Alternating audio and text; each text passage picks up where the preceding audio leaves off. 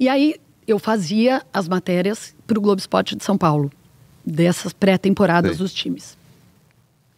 E aí, um belo dia, o pessoal do Sport TV estava precisando de repórter.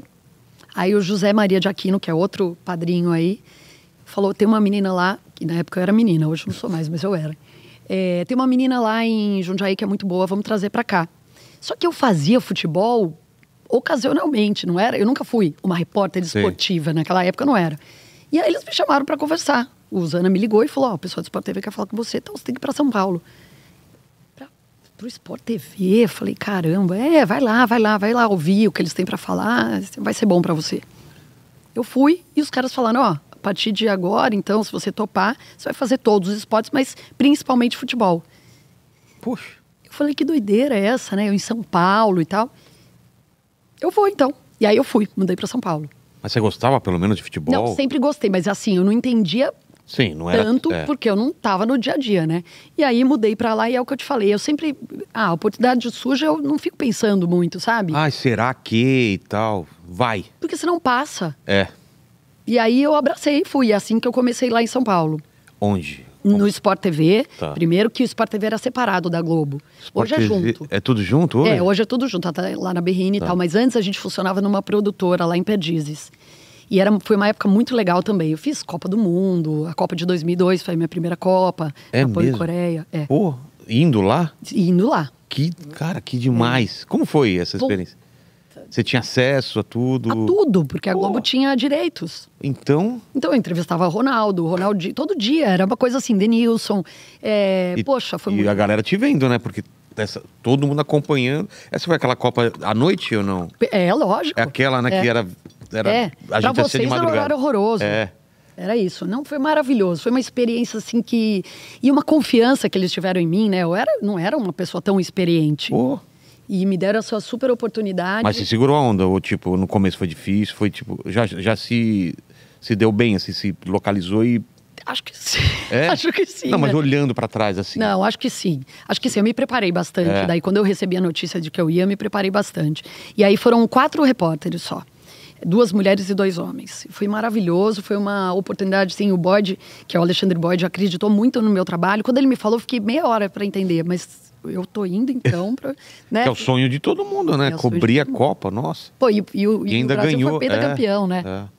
Então, uma coisa assim, inesquecível, ver tudo aquilo de perto, sabe? Tá dentro do treino. Tem alguma história lá engraçada, alguma coisa que aconteceu? Porque às vezes você combina uma coisa da outra. Eu tenho uma história muito engraçada dessa época, que o senhor Armando Nogueira trabalhava com a gente, né? Pra quem não sabe, é só o criador do Jornal Nacional, entre outras coisas. O cara tinha uma escrita, né, que é absurda. Maravilhoso, genial, genial. Eu tive a honra de trabalhar com ele, a gente apresentava um programa de domingo depois da rodada, troca de passes, que existe até hoje, mas mudou o formato. E aí o seu Armando, a gente fazia um programa, ele tinha um programa longo, e era sempre depois do treino da seleção. Então eu acompanhava todo o treino e depois eu entrava ao vivo um tempão. Ficava, sei lá, 1h30 ao vivo, entrando e saindo, né? Eu entrava, eu dava uma informação, eles batiam um papo, eu voltava pra mim e tal. Ele era muito querido, ele era uma graça de pessoa. Você queria estar perto dele, sabe? Eu queria estar perto pra sugar tudo que ele tinha pra, né, pra dividir. E porque ele era muito carinhoso, um cara carismático, enfim, zero vaidade, sabe? Embora ele fosse tudo que... E sabia muito de futebol, né? Tudo. Era uma enciclopédia aquele cara. E de jornalismo também, né? Era um cara muito incrível, enfim. E aí, a gente construiu uma relação, porque todo dia tava no ar com ele e tal, né? E todo dia fora também, e vamos sair, vamos jantar, vamos não sei o quê, todo mundo junto. A gente foi ficando amigo. E aí... Um dia ele foi me chamar no link e, coitado, juro, foi uma brincadeira tão infantil, mas ao mesmo tempo que hoje não daria. Ele falou, então vamos ao vivo até sei lá onde, com a Patrícia bem dotada. Ele quis fazer um trocadilho. Um trocadilho com o Maldonado. Ai. Só que eu fiquei sem graça, mas eu fingi que não ouvi e continuei. Quando eu cheguei na redação, ele estava quase ajoelhado no chão para me pedir me desculpa. O Manduca... Foi improviso total. Mas foi uma brincadeira, né? Não foi nesse sentido. Claro que não. Até porque eu também não sou nada disso. Não, mas eu imagino ele, nem pensaria uma coisa dessa. Não. Bem dotada de talento, eu imagino que ele pensou. Eu também acho, entendeu? E o Manduca, filho dele, trabalhava com a gente também, era um cara joia demais. É um cara porque tá vivo. Seu Armando, infelizmente, já foi. E aí o Manduca veio pedir desculpa. Todo mundo. Gente, peraí, pelo amor de Deus. Mas foi uma coisa que marcou, assim, que eu lembro até hoje. Mas você, tipo, ouviu e continuou, né? Não, tá tudo ótimo. E lá também eu lembro que... Eu não sou muito fresca pra comida, eu como de tudo. Mas na Coreia é bem difícil.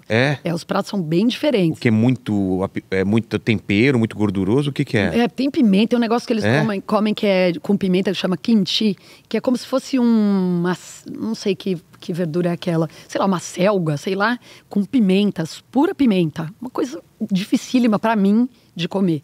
E eles comem uns bowls, assim, com um monte de coisa boiando. Sim. Como se fosse uma sopa com um monte de coisa. E eu olhava para aquilo, eu tinha uma aflição. Então eu comia todo dia no McDonald's. Sério? A gente ficou lá, acho que uns 70 dias. Fez aquele Super Size Me, sabe? Exato. Aquele... Exatamente. Não, você passou no teste, né? Eu falava, não morreu? Não tem erro, aqui é igual, né? Em todo lugar. Mas não tinha um lugar assim, comida mais normal? Claro que tinha, né? Mas eu não tinha grana também, né? Ah, tá. Então, porque como que é? Vocês recebem uma grana por dia? Por dia.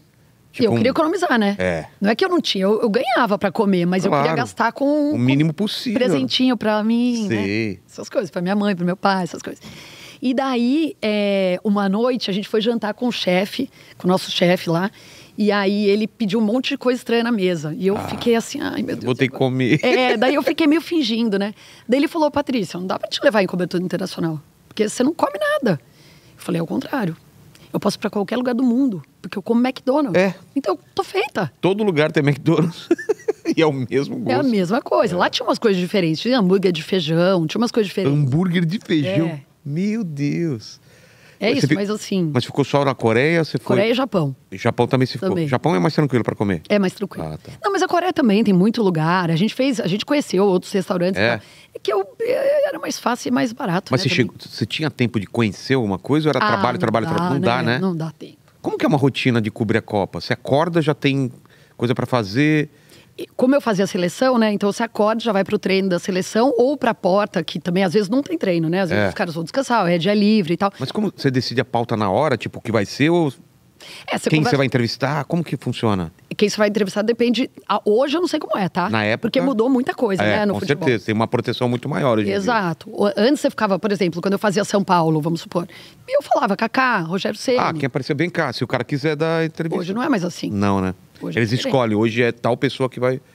É mais difícil hoje, né? É difícil, né? Porque era mais natural, né? E outra, você queria pegar o cara, às vezes, que é o cara que perdeu o gol.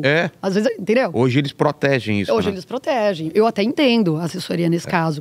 Mas pro repórter que tá cobrindo, é difícil. Você quer falar, vamos supor, que time você torce? Corinthians. Então vamos supor, o Cássio agora tá indo embora do Corinthians. Exato, Quer falar com o Cássio. Exato, mas daí não. Aí não mais, entendeu? Aí eles trazem o Joãozinho lá, que não tem história nenhuma. E o repórter tá atrás do Cássio, de alguém que fale sobre o Cássio. E aí você vai perguntar do Cássio pro cara. E o cara fica...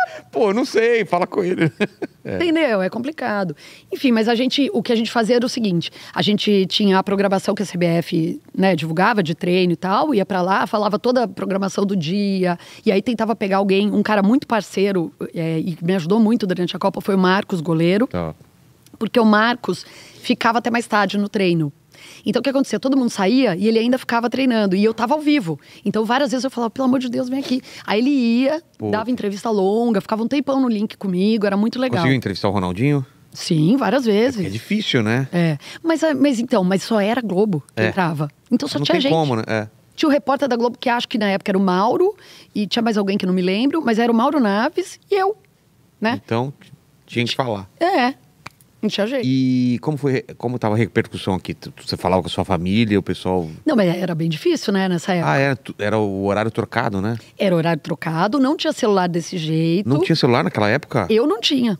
2002. É mesmo, não? Era comecinho, né? Eu não tinha. Então era ligação cobrada, né? Nossa, não tem FaceTime, né? Não, esquece, imagina. Não tem. Cara, muito rápido passou isso, né? E eu só vi as imagens, isso é uma outra coisa legal daquela época. Meu avô estava muito doente na época. Meu avô teve Parkinson e tal, e estava muito doente, estava esquecido, estava trocando as coisas e tal. E aí eu falava com ele pelo telefone, né, quando dava para ligar e coincidir horário e tal. E ele estava entendendo mais ou menos o que eu estava fazendo. E todo mundo achava que ele não estava entendendo, mas aí, quando ele faleceu, A minha avó ligou pra gente, pra pedir pra gente ir na casa dela, cada um dos netos escolher uma coisa que quisesse pra lembrar do avô. E daí eu cheguei na casa dela, né? Eu comecei a olhar, ela falou, não, você não. Você, eu já tenho uma coisa pra você que seu avô deixou aqui. O meu avô gravou em VHS Poxa. várias das minhas entradas ao vivo. Cara, que doideira isso. Eu tenho até hoje as fitas. Em VHS. Claro que eu mandei, né? Digitalizar e tudo bem. Mas eu tenho a fita gravada com a letra dele, que estava péssima, porque ele estava tremendo muito. Mas eu tenho essa... Imagina orgulho pra ele, né?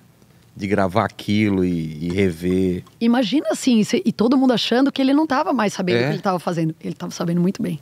Que legal. É, muito legal. Então, assim, essa Copa foi muito marcante para mim.